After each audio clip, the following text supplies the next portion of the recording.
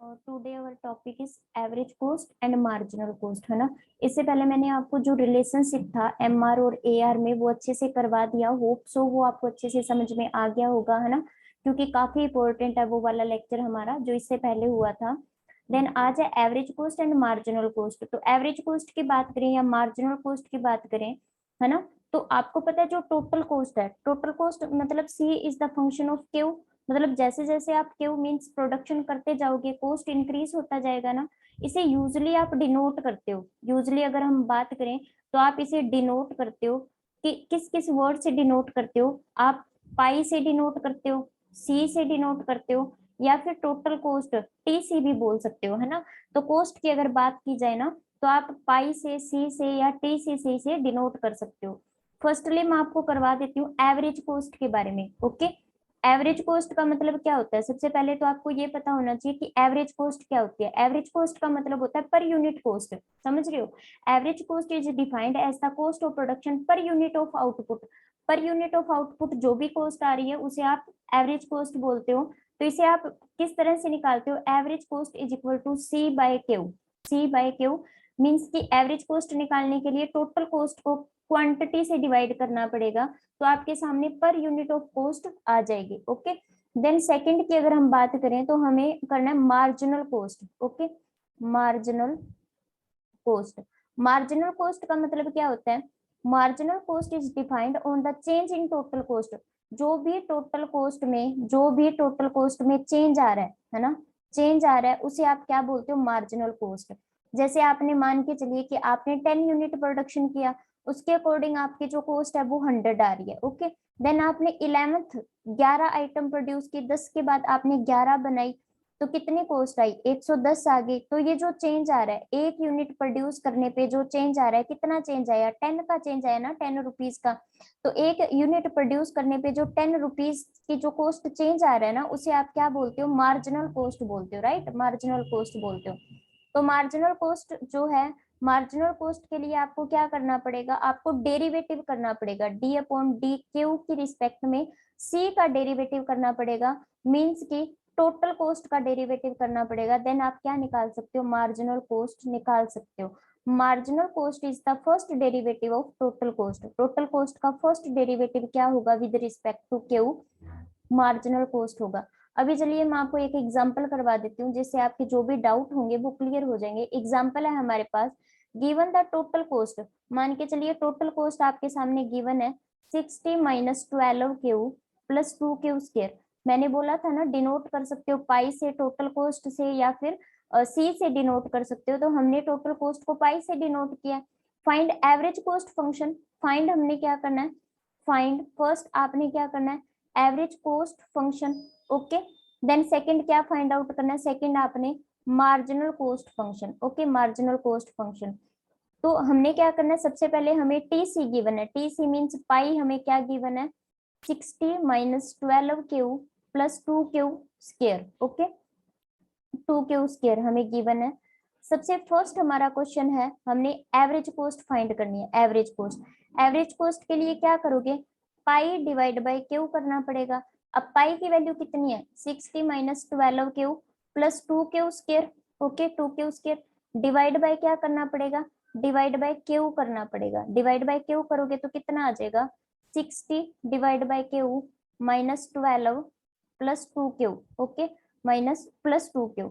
ये तो हमारे पास एवरेज कॉस्ट आ गया। तो फर्स्ट हमारे पास जो फंक्शन था वो प्रूव हो चुका है, मींस वो आपने निकाल दिया। ओके, ठीक है। देन हमने क्या निकालना है इसके बाद? इसके बाद हमें मार्जिनल कॉस्ट निकालना है, ठीक है। तो मार्जिनल कॉस्ट के लिए क्या करोगे? सेकंड इन्होंने पूछा है, सेकंड नंबर पे सेकंड है मार्जिनल कॉस्ट। तो मार्जिनल कॉस्ट के लिए मैंने आपको क्या बताया था?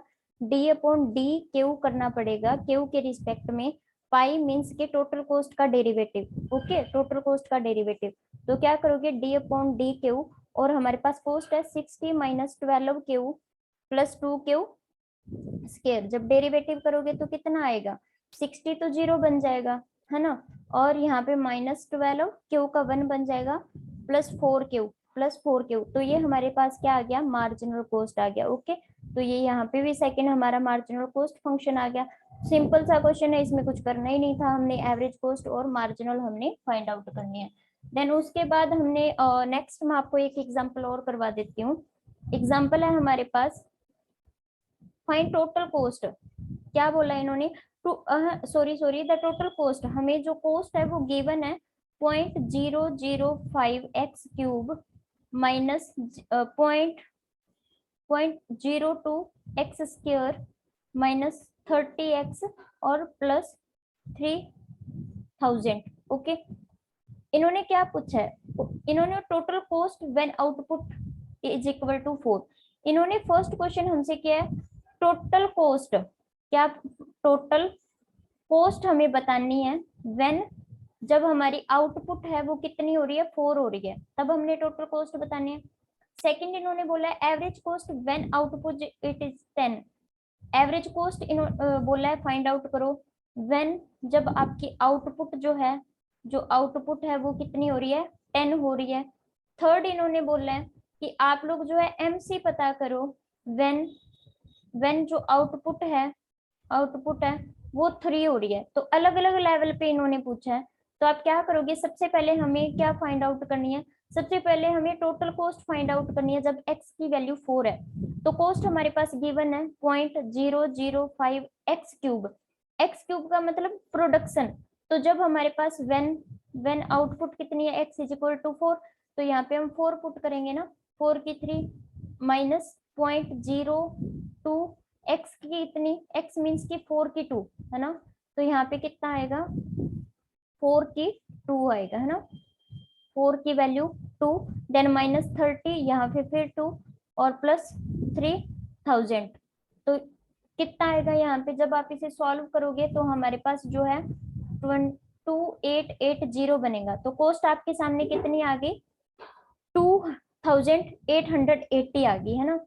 तो यहाँ पे आपने कॉस्ट निकाल दी, इन्होंने पूछा था टोटल कॉस्ट निकालो, तो सी का मतलब टोटल कॉस्ट, तो कॉस्ट आपने निकाल दी। सेकंड इन्होंने बोला है, सेकंड बोला है एवरेज कॉस्ट फाइंड आउट करो। तो एवरेज कॉस्ट के लिए क्या करना पड़ेगा, आपको टोटल कॉस्ट को क्वांटिटी से डिवाइड करना पड़ेगा, c बाय x करना पड़ेगा। तो c की वैल्यू कितनी है, 0.005 x³ minus 0.02 x² minus 30x और प्लस 3000। ओके, डिवाइड बाय क्या करना पड़ेगा, डिवाइड बाय x करना पड़ेगा, डिवाइड बाय x करना पड़ेगा। तो यहाँ पे कितना आ जाएगा, जब आप इसे करोगे तो x की स्क्वायर आ जाएगा, x आ जाएगा और 30 के पास जो x है वो कट हो जाएगा है ना।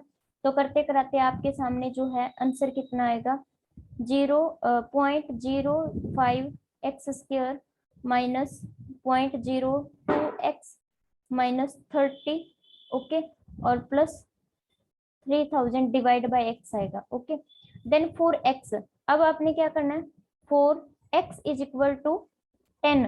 जब आपके पास आउटपुट 10 है तब AC क्या होगा, तो उस टाइम पे AC आप निकालो क्या होगा, तो यहाँ पे 0.005, यहाँ पे 10 की स्क्वायर माइनस 0.02 10 माइनस 30 और यहाँ पे कितना आ जाएगा, प्लस 3000 डिवाइड बाय 10 आ जाएगा है ना। यहाँ पे आप 0 से 0 कट कर दोगे, बाकी जब इसे सॉल्व करोगे तो AC कितना आएगा, AC आपके सामने आ जाएगा 270.3 आएगा। ठीक है, तो ये आपके सामने क्या आ गई, एवरेज कॉस्ट आ गई। फिर उसके बाद क्या पता करनी है आपने, मार्जिनल कॉस्ट। तो मैं यहाँ पे आपको करवा देती हूँ मार्जिनल कॉस्ट।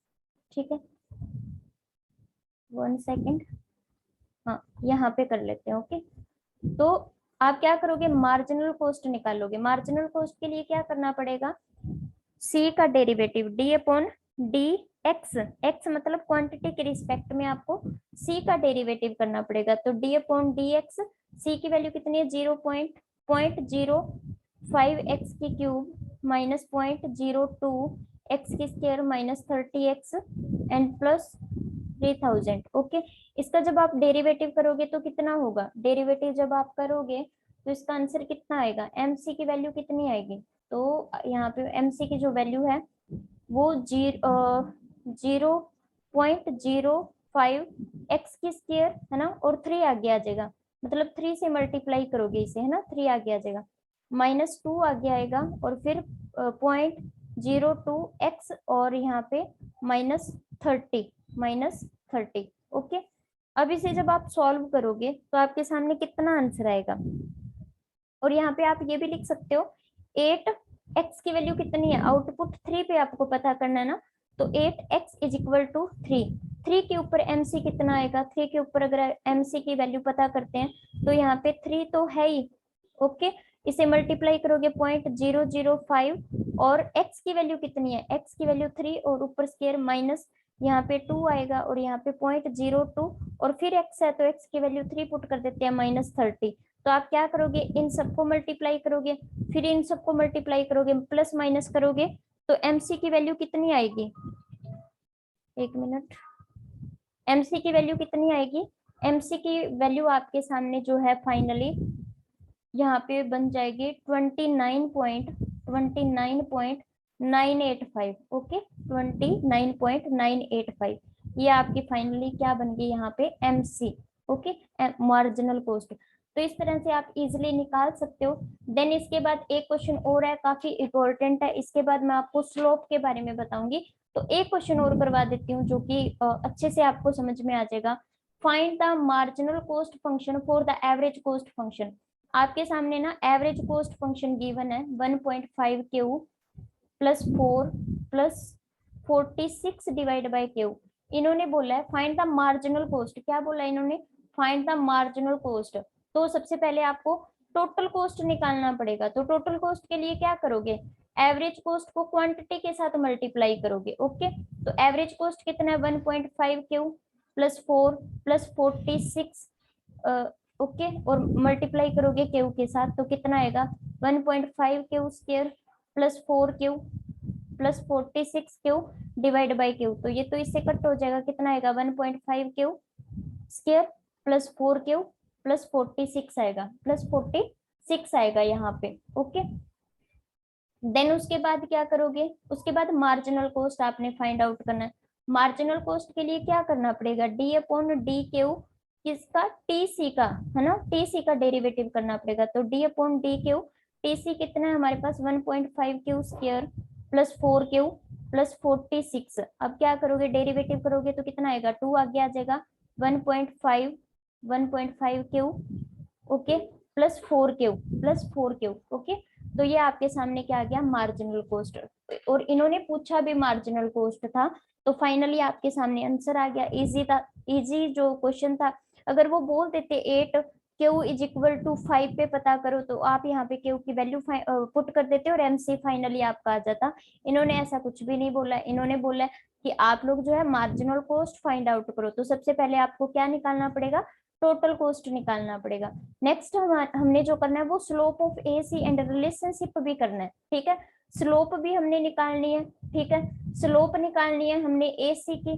देन उसके बाद रिलेशनशिप जो भी होता है ए सी और एम सी के अंदर, तो आपको पता है रिलेशनशिप क्या होता है, रिलेशनशिप जानते हो ना, A C is equal to 1/q M C minus A C होता है। तो ये वाला मैं विद प्रूफ के साथ करवाऊंगी ऐसा क्यों हुआ, और जब स्लोप डाउनवर्ड होती है तब क्या होगा, अपवर्ड होती है तब क्या होगा, ये सब करवाऊंगी। और इससे रिलेटेड जो भी हमारे क्वेश्चंस है वो भी सॉल्व करेंगे।